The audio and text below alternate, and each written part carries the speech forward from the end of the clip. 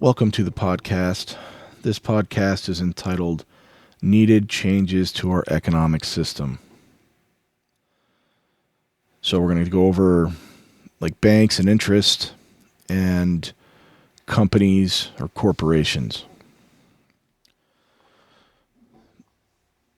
So we should think about how we could change our economic system and improve it.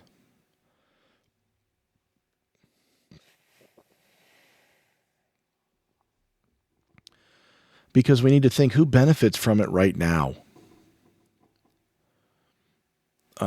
We all kind of benefit from it. The whole rising tide lifts all boats thing. There's some truth to that. But I think it could be improved, and I don't think the way that it's set up is rigged in favor. And I don't mean rigged like meant to screw one group over another. I just mean set up to not disadvantage. It should be set up to not disadvantage workers, people who do labor.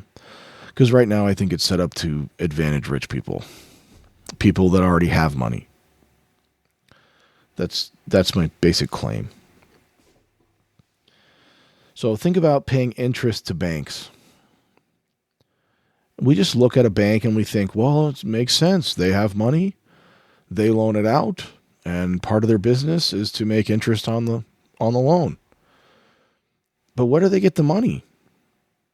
They don't have that much money. They loan out way more money than they really have. So they don't have value. They might have, I don't know what the ratios are, 10% of the value that they're loaning out. And so their business is charging you interest for fake money. That's quite the scam if you think about it. It's a pretty good scam.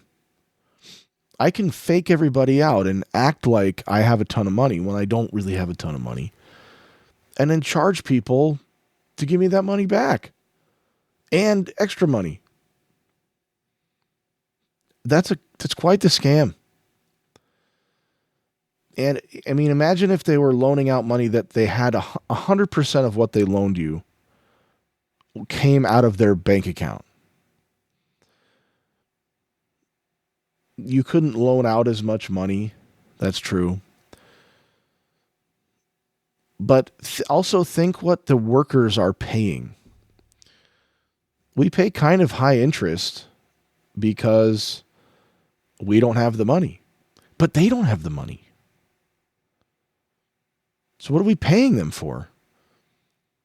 We're paying them to take risk. But how much risk do they really take? Because if we don't pay them, they take our stuff. They are taking a risk, but they're not taking as big of a risk as we are. If we lose our job or the economy goes south, yeah, the whole system could collapse, right? And then they might go out of business. But we're the ones who lose all the money. They get the asset. The whole system's kind of a scam. And, this is one of the main arguments is where does wealth come from? Where does value come from? And I used to kind of not think this was true, but it seems like all value comes from human labor. Because where else could it come from? Out of the sky, falling out of the sky?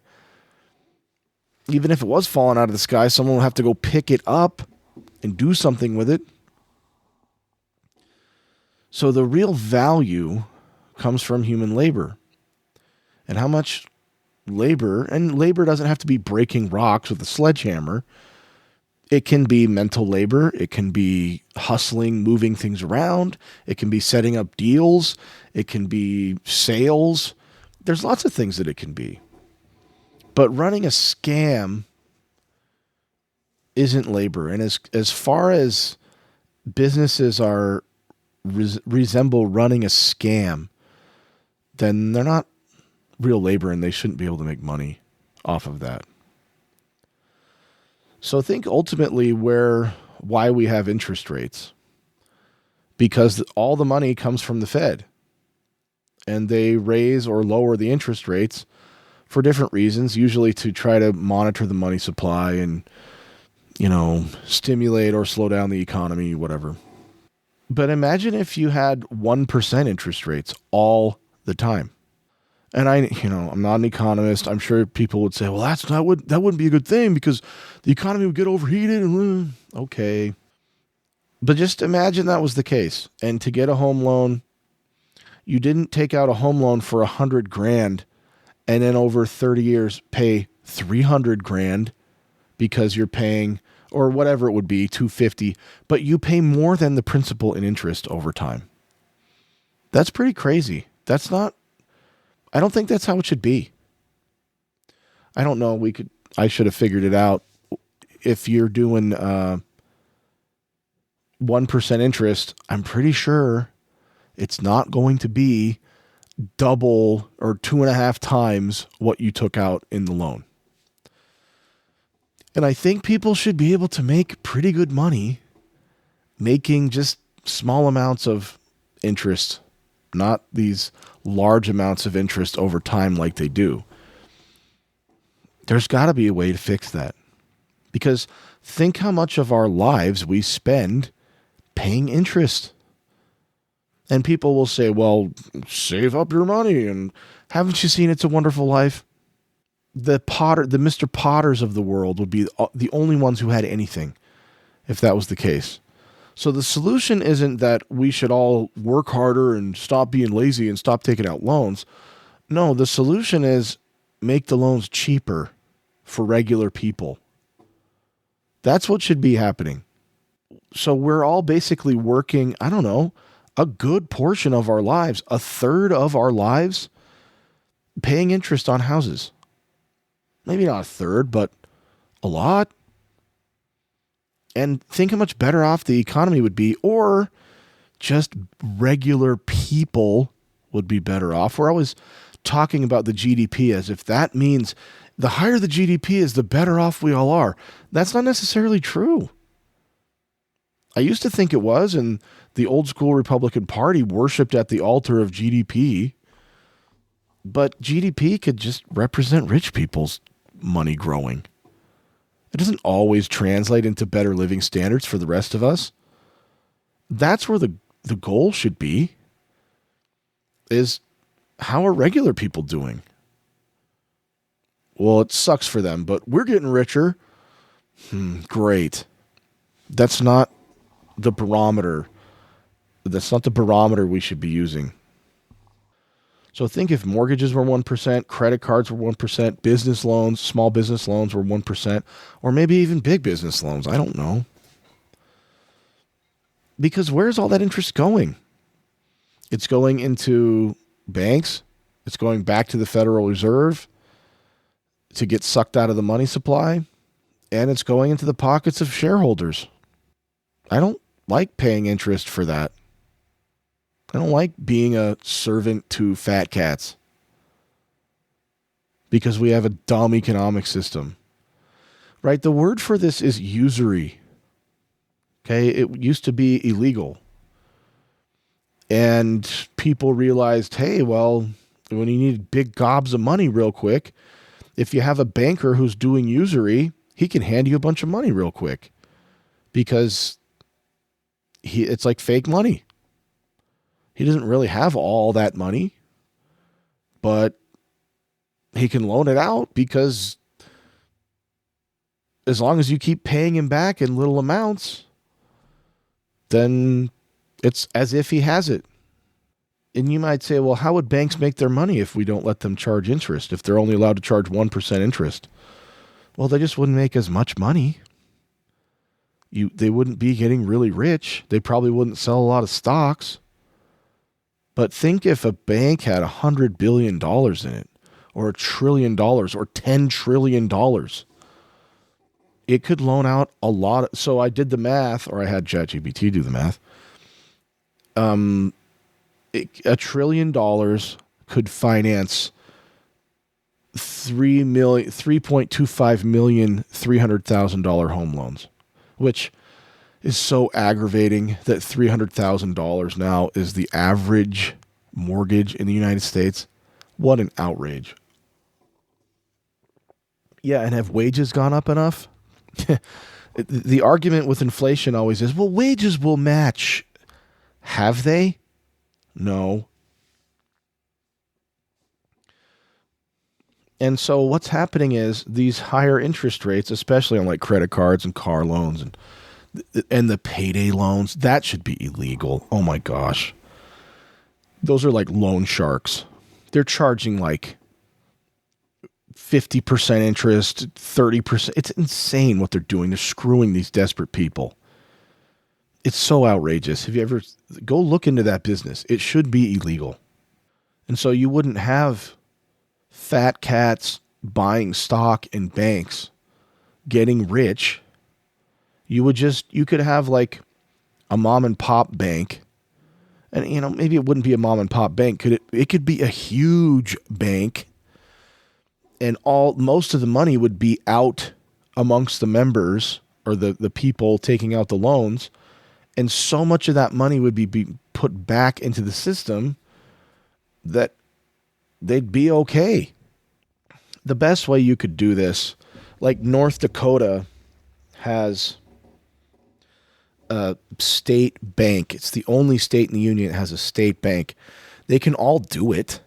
I don't know why they don't. Maybe because the powers that be won't let the state legislatures do it because it would help the people too much. But they charge really low interest rates at kind of like a credit union. But it's owned by the state of North Dakota. Credit unions are the same kind of thing. They're private entities. They're not owned by the government.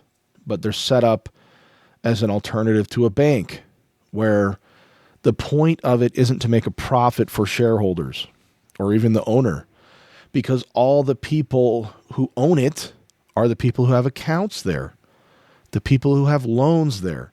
So when the bank or the credit union makes a profit, guess who gets the profits? All the people who have an account there. So imagine that when you took a loan out at a bank and the bank made a huge profit that year, you got a check. That's not how it works. The stockholders get a check. The CEOs and the fat cats and the owners, they get a check. But the employees don't necessarily get a check. And the people who have loans with the bank for sure don't get a check that says, hey, here, we're divvying out the profits. Imagine if banks were forced to operate that way. Now, people might say, but then you couldn't get all these trillions of dollars in loans and financing and blah, blah, blah. Okay. But we wouldn't all be being fleeced over time and giving a portion of our lives so that stockholders can make a profit. This isn't a good idea. This isn't a good way to do things. And I know most mortgages end up with Fannie and Freddie or whatever. Okay. But I'm just saying, if in general the system was geared more towards a credit union style or a state bank style thing, then interest rates would be lower. And one of the other problems is the Fed sets the interest rates.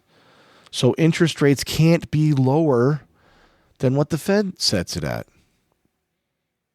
And so I think the main reason that the Fed sets interest rates not at zero is to try to manage the economy.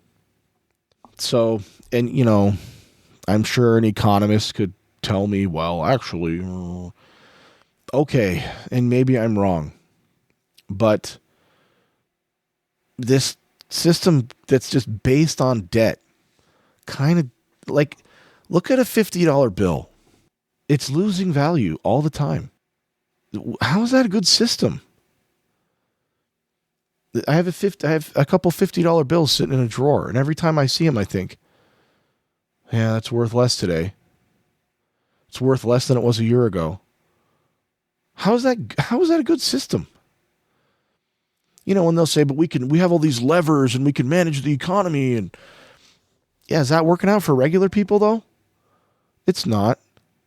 Inflation isn't good for regular people. You can just Print more money if you need more money.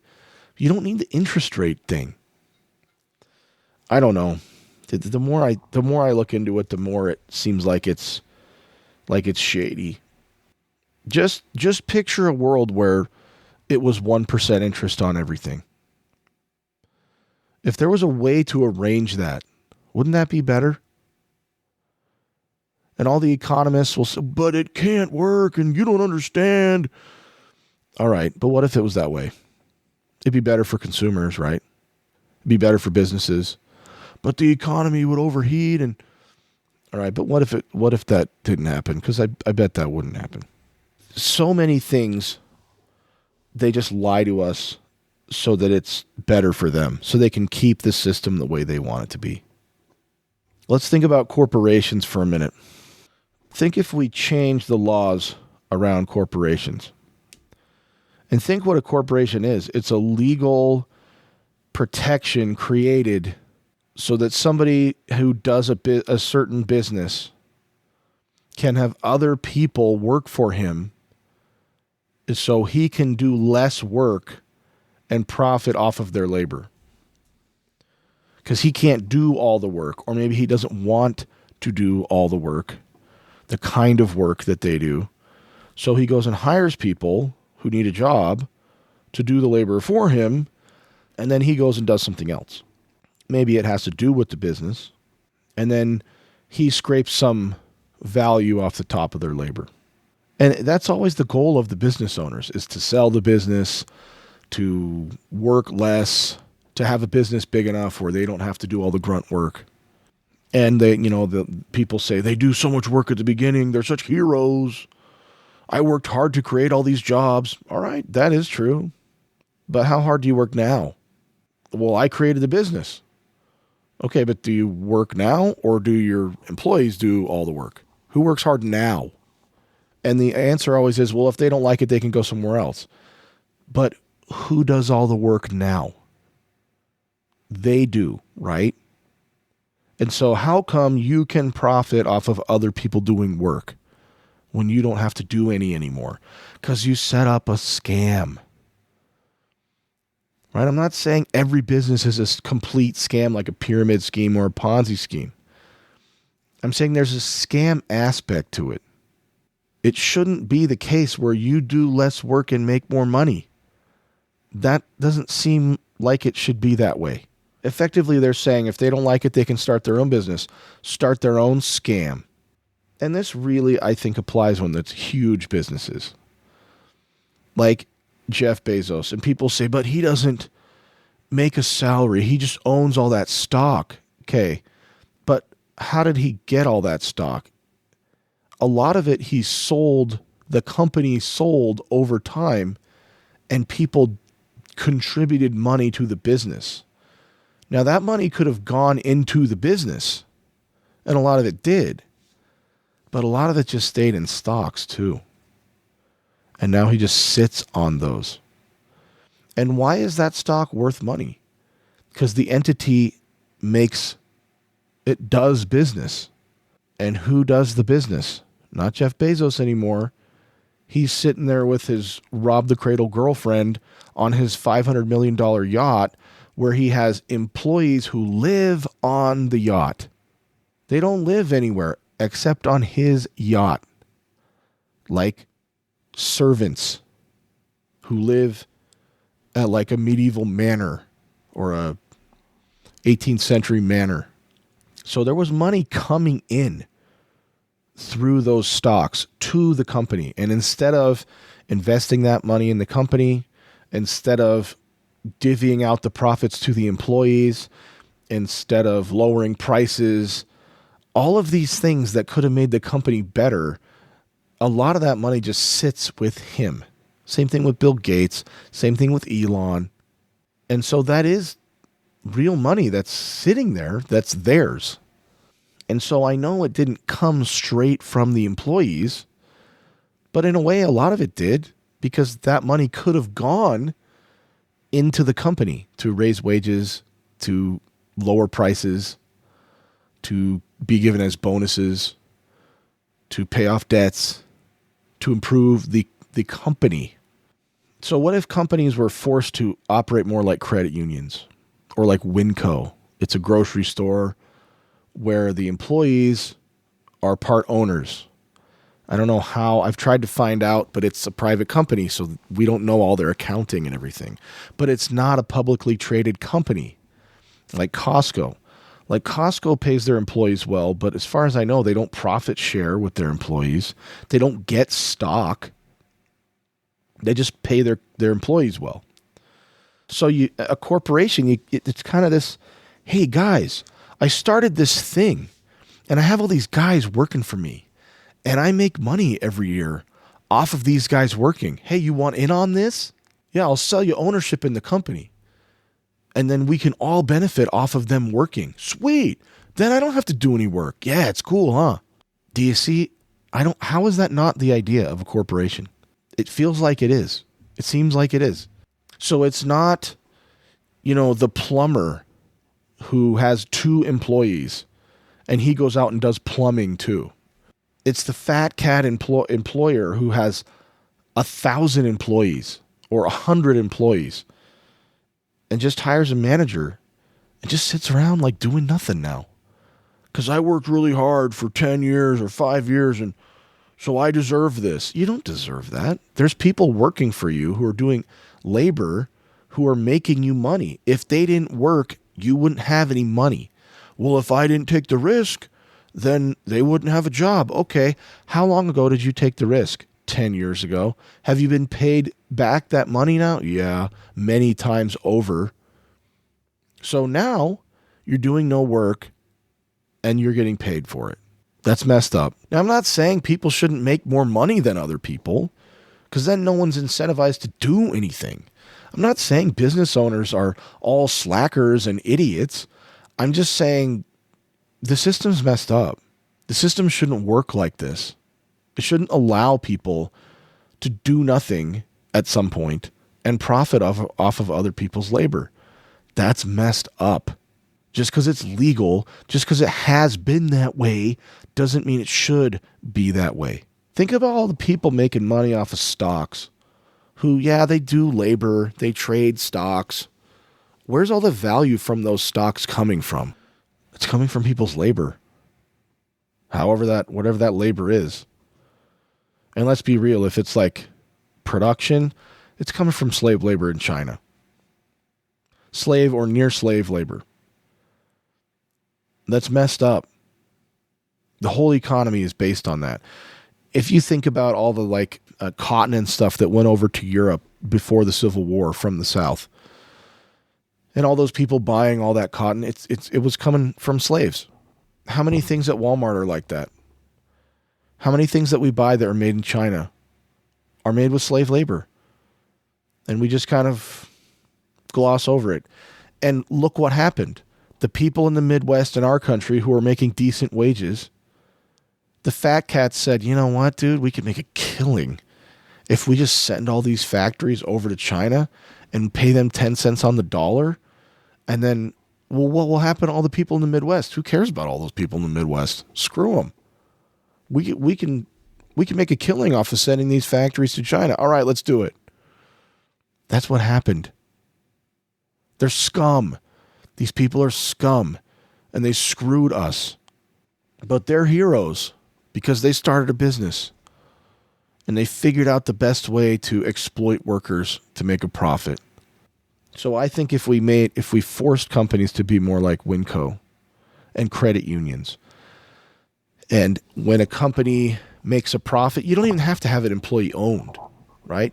You could have it when a company makes a huge profit that year, or any profit, that gets given to the workers.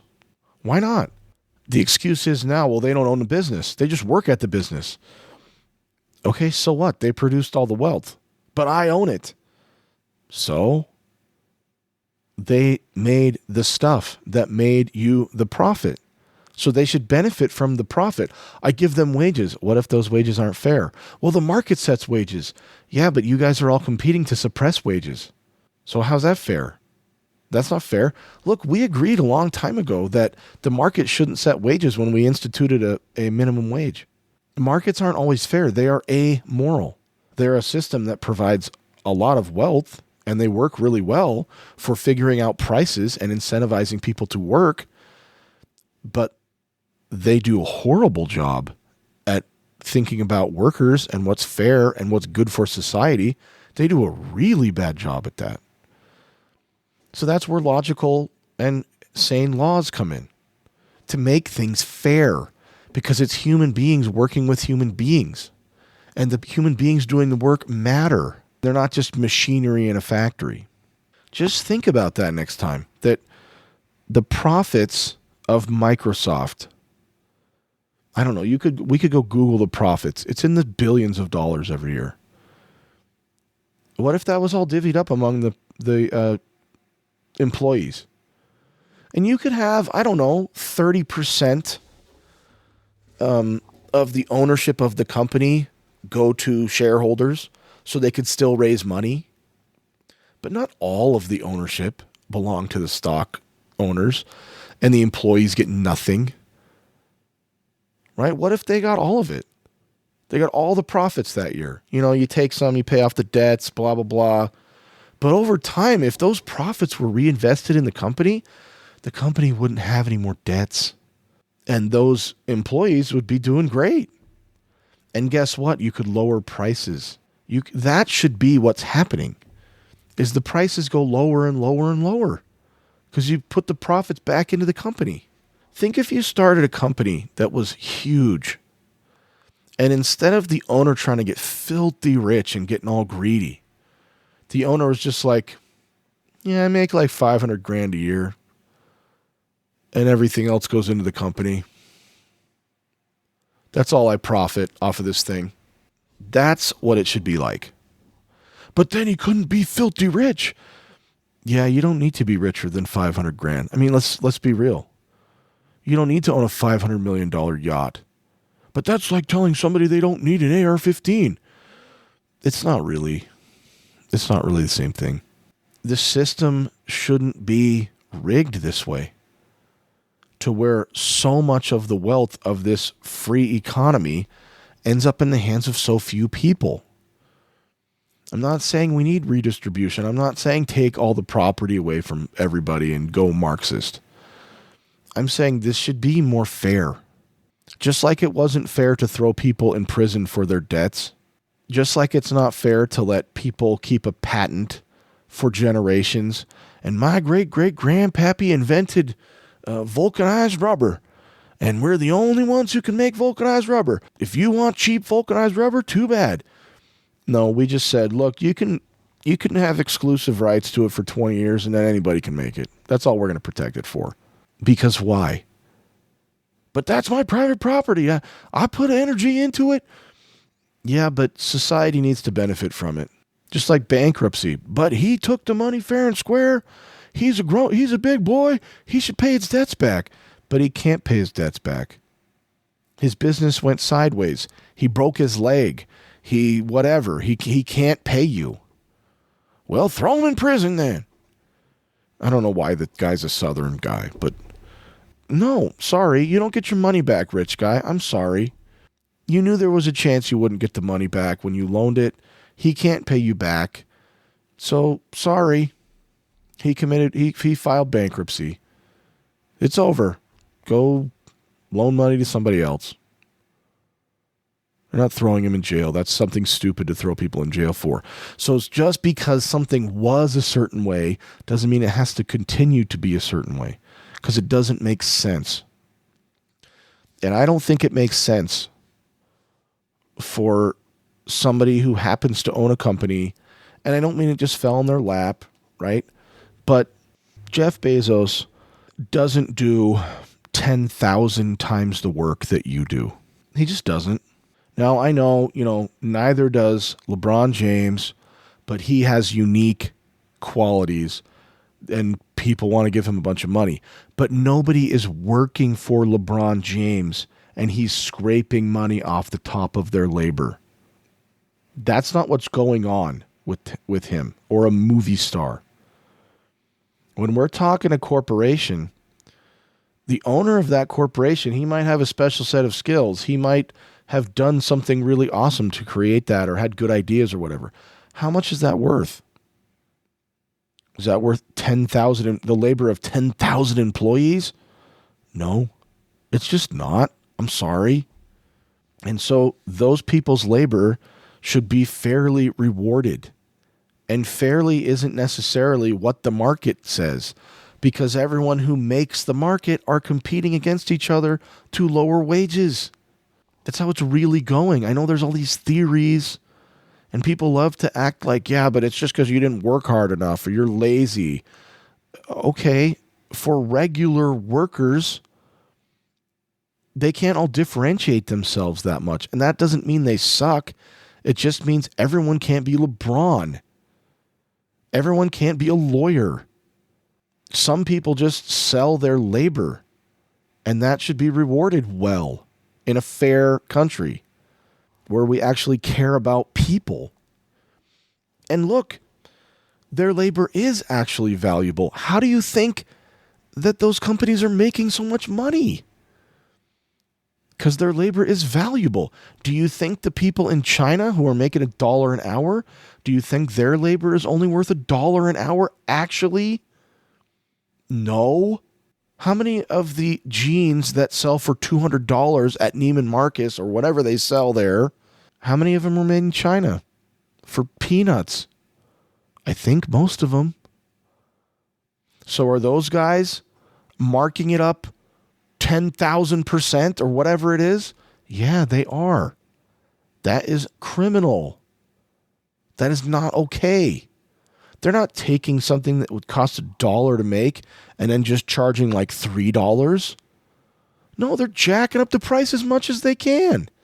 So how much was that person's labor really worth? Quite a bit more, I guess, because they're selling that product for way more than they paid for it. It's a scam. And they're exploiting people. Like go Google, I'm sure you've seen the pictures, the cobalt mines in the Democratic Republic of the Congo. It's sickening. You have these poor people digging through the dirt, little kids looking for cobalt. And then they end up in your iPhone and in your Tesla and everything else that has a battery. And they're charging you through the nose for it. Do you think they're fairly compensating those poor people in the Democratic Republic of the Congo? I guarantee you they're not. Oh, well, their labor wasn't worth anything. Well, the things they gave you, you charged us through the nose for. So obviously their labor was worth something. You can just get away with paying them nothing because the way the system is set up. So we need to have intelligent laws. And we need to stop thinking that the market is magic. It is magical in some ways, in that it can direct millions of people's labor in a certain direction. It's pretty amazing that way. But just think about this. Go Google the Homestead strike. It's one of the most famous strikes, and I think it shows all of the problems with this whole thing. And it's old. But it's before we had any labor laws, any wage laws, any union laws. And where was Andrew Carnegie during that strike when his workers were fighting guards to try to make sure they didn't get their wages cut and their hours raised? He was vacationing in Scotland with his wife, just chilling out because he owned the business, because he went through all the hard work of figuring out steel, building the steel mills. Okay, that's awesome. How much was that job that he did worth? Was it worth whatever, $1 trillion? That I think that's if you adjusted for inflation, that's what he was worth. No, it wasn't worth that. There's no way it was worth that. He just had a scam called a corporation where he could bring in people and pay them peanuts and then sell the products for a killing, and then just keep doing that. And then he had his deputy, Frick, his last name was Frick, tell the workers, hey, yeah, we're going to cut your pay and raise your hours that you have to work. And they said, no, we're not doing that. And the union voted to strike. Even the guys who weren't in the union voted to strike. And he said, fine, I'm going to fire you all. And they said, no, you're not. We're going to take over the factory. We're going to surround the factory and not let you replace us. So he said, fine, I'll bring in the Pinkerton guards. These like private, kind of like mercenaries, but like guards, private guards. And they came in and had a full-on battle with these guys. And eventually they had to call in the National Guard. But the governor sided with the owner of the business because he owned the business. All these other people were just cogs in a machine. They're just part of the factory. And they can just come and go. So they said, look, you want a job and you work there? It's not your factory. The guy who had capital, who built the factory, he's the one who matters, not the people who actually do the labor. And we've been through this before. We've thought through these things before. And what did they come up with? Well, union laws saying you can't fire everyone. If your labor force wants to strike, you can't just fire them all as a solution. You have to deal with them. So like on Trump's call on Twitter with Elon, Trump was, I can't remember exactly what they said, but he was praising Elon for breaking a union movement. He's like, yeah, those idiots in the union, blah, blah, blah. And I thought, maybe, I don't know what he thinks. And remember when there was that hurricane, and right around that same time, the dock workers went on strike. They only went on strike for a few days. And DeSantis was like, what are these stupid laborers doing? They don't need to be striking. Get back to work, right? Yeah, that's old school Republicanism. That's old country club, Rush Limbaugh Republicanism, where it's like, let them eat cake, those stupid lazy laborers. That needs to go. I'm not saying everything about Rush Limbaugh needs to go, but that aspect of it needs to go. That's inhumane. It's un-American. We shouldn't be doing that kind of thing. We should be worrying about regular people, and that's MAGA. So all these fat cats who don't care about workers, that needs to go. We need to stop looking at GDP as if that's the measure of how well the country's doing. I don't know exactly what the measure should be, but the stock market and the GDP generally has nothing to do with regular people. It's meaningless to regular people who are trying to put food on the table. I think the measure should be, and this is just me, but I think society would be better off. The measure should be, can a one income support a household? Can one income support a household? And if it can't, then we need to fix that.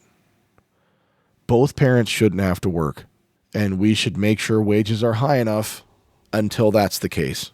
That should be the barometer, not the GDP, not how well all the fat cats on Wall Street are doing, but can a parent go out and get a job and pay for a house and the kids and 2 cars? Is that the case or not? And if it's not the case, then we need to fix it. Then something's gone awry. Think if that was the case in every household in America. Think how much better off we would be. You know we would be better off. If kids had a mom, yes, a mom at home, because dads are not as good as moms at raising kids. Okay? Moms are better than dads at being moms. And even if that's not the case, I don't care. Having one parent at home is better than having no parents at home. So I think that would be a good way to measure it. So those are my kind of fixes for the economy. Thank you for listening.